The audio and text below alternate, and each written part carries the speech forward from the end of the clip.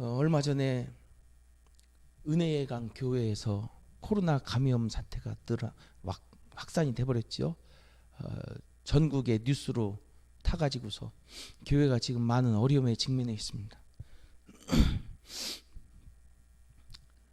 그 교회는 이단을 구별해내는 그런 역할을 하는 교회였어요.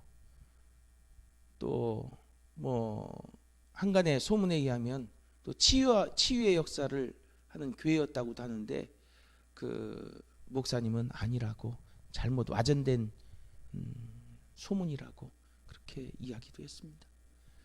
어쨌든 그 조그만한 예배당 안에 123명이라고 하는 많은 분들이 모여서 예배를 드렸다라고 하는 건 그만큼 열심히 있고 뭔가 해보려고 했던 교회였습니다. 그리고 잘못된 정보였지만 나름대로 소독도 하려고 소금물을 뿌리고 했던 것을 보면서 마음이 많이 안타까웠어요.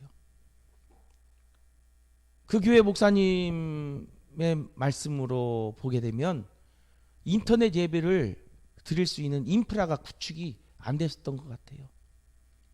우리 교회는 비록 작지만 그래도 제가 몇 년 전부터 기도하고 인터넷으로 전도하려고 애를 쓰다가 준비를 해왔기 때문에 부랴부랴 그나마 또 머리 휘어져 가면서 머리 빠져가면서 애를 써가면서 한 달 동안 준비해 왔지 않습니까? 그래서 되든 안 되든 지금 하고 있는 형편인데 많은 교회들이요 인터넷 인프라가 구축이 안 돼 있어요. 모바일로 할 수 있지 않느냐? 모바일로 할 수 없어요. 왜냐하면 1000명 이상 구독자를 가져야 되고요. 유튜브, 우리가 대개 유튜브 외에는 잘 못해요. 나이 든 사람들이나 공통적으로 이렇게 할 수 있는 부분은 유튜브밖에 없어요. 그리고 또 1000명 이상 아니면 4000시간 이상 이게 구독 시간이 있어야 돼요. 작은 교회에서 그게 가능합니까? 안 돼요. 그러니 작은 교회들 사실 교인들 보고 집에서 예배 드리라고 하고 싶어도 그러지 못하는 사정들이 있지 않아요? 교회 몇 주 빠지면 시들시들해져 버립니다. 우리 신앙이 그렇잖아요. 저도 그렇잖아요. 기도 안 하면 기도의 힘을 잃어버리고 동력을 잃어버려요. 목사도 그런데 일반 성도들이 모이지 아니하고 동력을 얻기란 너무 힘든 겁니다. 근데 모이지 말라고 하는데 그걸 자율성을 줘야죠. 교회들이 책임을 지고 어쨌든 하려고 하는 것 아니겠어요? 우리도 2월 초부터 마스크 쓰고 예배드리고 김밥으로 점심을 대신하고 여기에서 점심 안 먹고 가져가라고 하고 나름대로 애를 썼잖아요. 그러다가 3월 달부터인가요? 너무나 심각해지니까 우리 스스로 인터넷으로 예배드립시다 하고서 올 수 있는 분들은 자율적으로 오지만 그러나 가정에서 얼마든지 예배드려도 됩니다. 마음 아픈 결정했지 않습니까? 근데 이렇게 결정하지 못하는 교회들이 너무나 많다라는 거예요. 그걸 왜 교회 탓만 합니까? 작은 교회들 다 무너져요.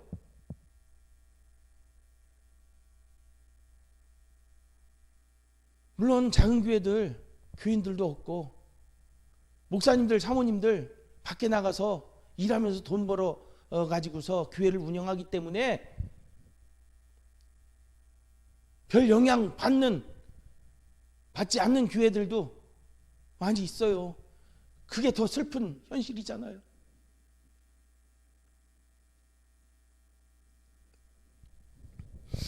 그런데 은혜의 강 교회는요 열심히 했어요. 거기에는 아마 인프라 구축이 안 됐던 것 같아요. 그분의 말씀이, 목사님 말씀에 의하면. 그런 교회에서 코로나 감염이 이루어지고 그로 인해서 주변 이웃과 직장에 큰 피해를 줬어요. 그 성도 가운데 한 분이 소방서 직원이었는데 그 소방서 직원들이 다 지금 자가 격리가 돼 있잖아요. 그래서 경기도 전체가 지금 비상에 걸리지 않습니까? 구급대원들이 없으니까.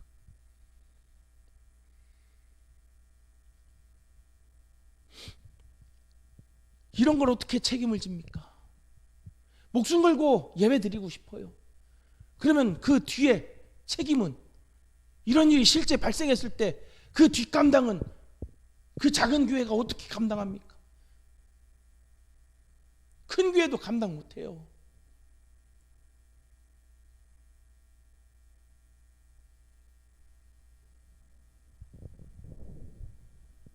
차라리 전쟁 나가지고서 너 예수 믿으면 죽어, 믿을래 안 믿을래 하면 믿겠다고 하면서 죽는 건 편해요. 쉽게 할 수 있어요. 물론 쉬운 건 아닙니다만 말씀드리자면,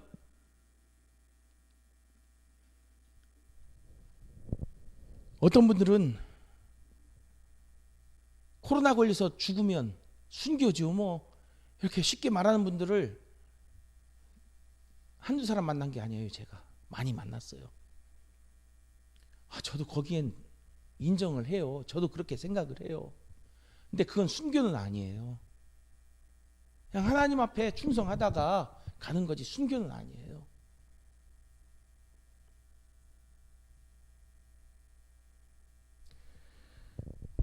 근데 내가 그냥 죽는 것, 한 사람 죽는 것만으로 끝나면 괜찮아요. 죽지도 않잖아요. 내가 병을 전파시켜 버리잖아요. 교회로서의 책임을 감당해야 되는데, 생명을 살리는 것이 교회인데 오히려 생명을 해치는 것이 교회가 된다면 생각해 봐야 되지 않겠습니까?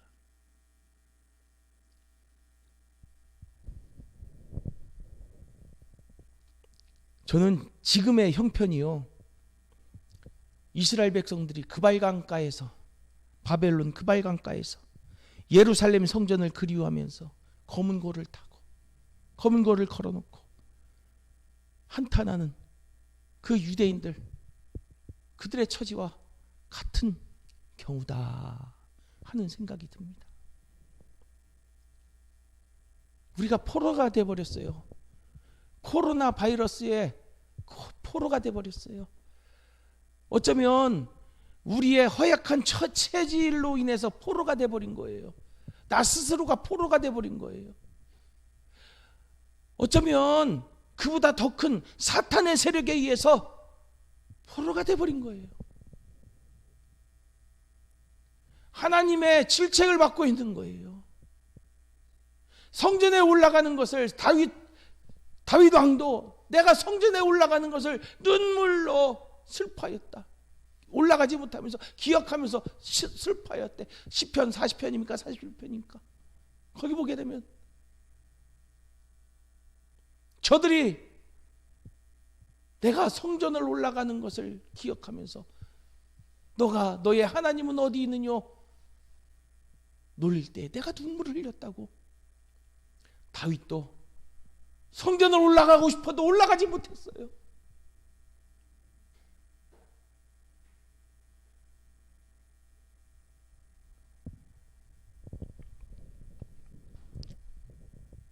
그것을 믿음이 없다고 손가락질 할 수 있습니까?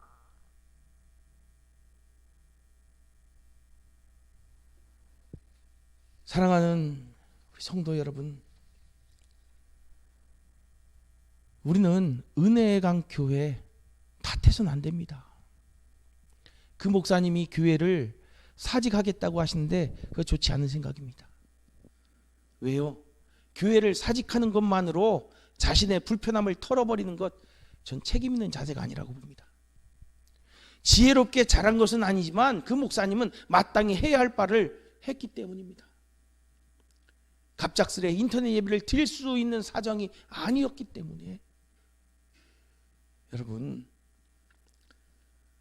그리고 많은 교회들이요 지금 어려움, 그 여러 가지 비판과 비난을 감내하면서까지 모이려고 하는 이유가 뭡니까? 대형교회들도 큰 대형교회들도 인터넷 예배를 얼마든지 드릴 수 있는 대형교회들도요 모이라고 하는 거예요. 왜? 교회의 속성 가운데에는 여러 가지 속성이 있는데 예배, 봉사, 전도, 교육, 친교 이런 여러 가지 속성이 있는데 그 중에 하나 친교의 기능이 있습니다. 코이노니아의 기능이 있어요. 저는 학교에서 코이노니아 친교에 대해서 배울 때에 그게 뭐 중요해? 믿음이 중요하지? 이렇게 생각했는데요. 이 상황을 닥쳐보니까요. 코이노니아 친교의 기능이 얼마나 중요한지 이제야 깨닫는 겁니다. 소속감인 거예요. 소속감. 예배를 통해서 주님과 내가 교제하고 성도와 성도가 영적으로 교제하는 것. 우리 예배 시간에 영적 교제 있지 않습니까? 기도. 나라를 위해서 기도하고 성도를 위해서 기도하는 영적 교제 시간 있잖아요. 기도. 이 영적 교제를 통해서 하나의 소속감을 갖는데 예배를 통해서 소속감을 갖는데 코이노니아를 갖는데 이게 멈춰지니까 소속감들이 없는 거예요. 작은 교회 성도님들은요 다른 교회 인터넷 예배 방송 예배를 드리라고 그렇게 권면을 한대요. 교회 나오지 못하면 그 교회 소속감들이 생기겠어요?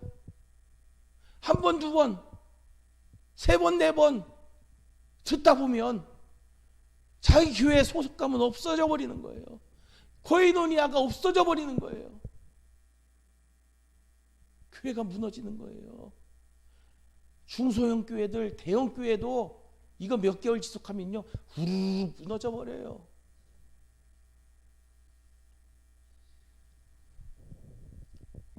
우리나라는 종교의 자유가 있는 나라입니다. 정부가 교회에 자율성을 부여해야 돼요.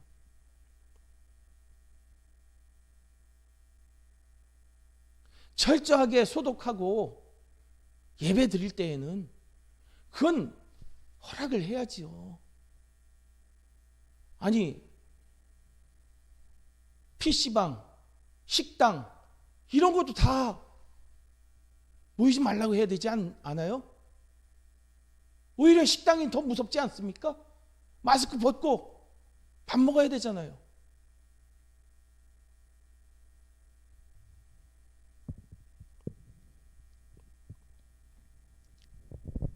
그런데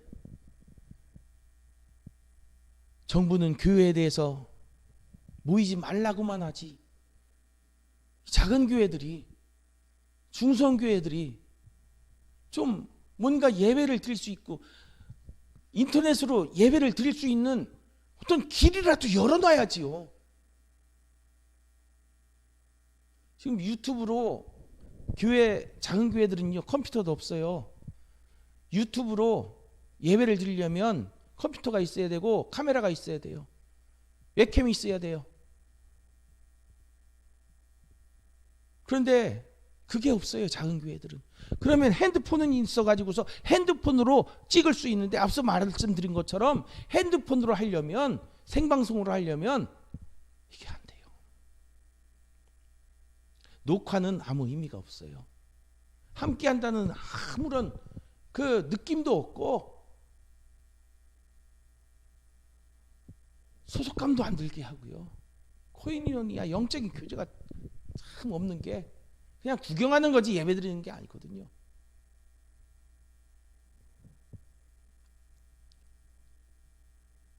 그러면 나라에서 한시적으로나마 인터넷 예배를 모바일로라도 드릴 수 있도록 그걸 풀어줘야지요. 제한 조건을 풀어줘야지요. 그래 놓고서 인터넷으로 좀 드리시라고 그렇게 해야 되지 않겠어요? 근데 그런 어떤 인프라 제공은 하나도 안 한 채 모이지 말라. 모이면 안 된다. 그리고 이런 일이 발생되면 온팡 뒤집어 씌우고. 이건 교회를 핍박하는 건 아니겠어요? 왜요? 지금 정부가 교회에 대해서 좋지 않은 모습을 보여줬잖아요. 기독교는 뭐다? 기독교는 뭐다? 예? 혐오 집단이다. 이렇게 말한 사람을 검찰 개혁단장으로 앉혔습니다. 또 엄청 지지해요. 그리고 기독교의 모든 진리를 가로막는 성소수자, 동성애, 이것을 엄청 지지하고 있어요. 현 정부가. 기독교 무너뜨리려고 하는 것 아니냐고 교회에서 그렇게 반대를 해도 소용이 없어요. 그러는 와중에 이런 일들을 벌어졌고,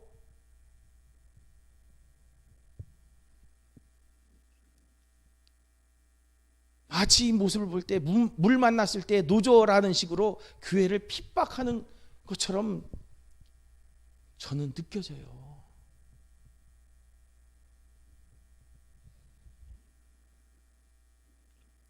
왜요? 현 정부가요, 교회에 좋지 않은 입장을 계속 해왔기 때문에 그래요. 오죽하면 2018년도에 개헌을 하려고 할 때에도, 그때에도 동성애 조항을 놓고요, 교회하고 얼마나 큰 마찰이 있었습니까? 말도 안 되는 거. 소수자를 위해서 다수자를 희생시키려고 하는 이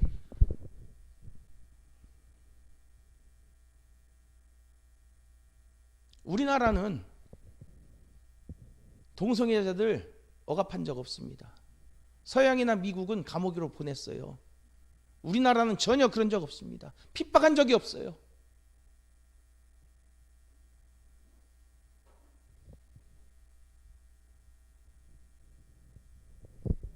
여러분,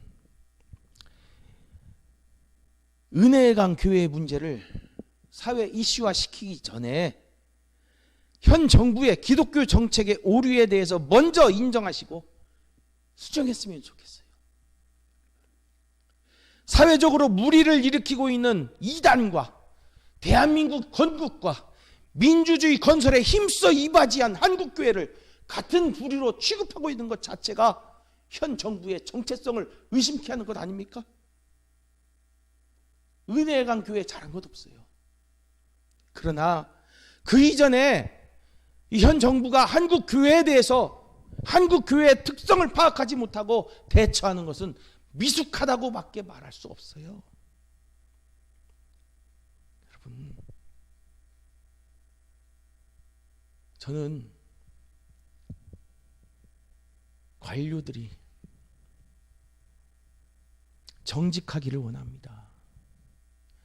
정당한 길을 가기를 원합니다. 지금 가고 있는 길은 정당한 길이 아니에요.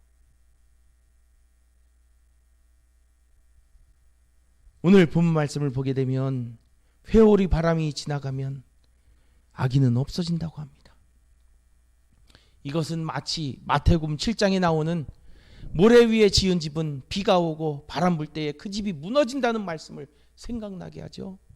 지금 코로나라는 회오리 바람이 교회를 지나가고 있습니다. 이 회오리 바람이 인본주의 신앙을 다 쓸어가 버렸으면 좋겠습니다.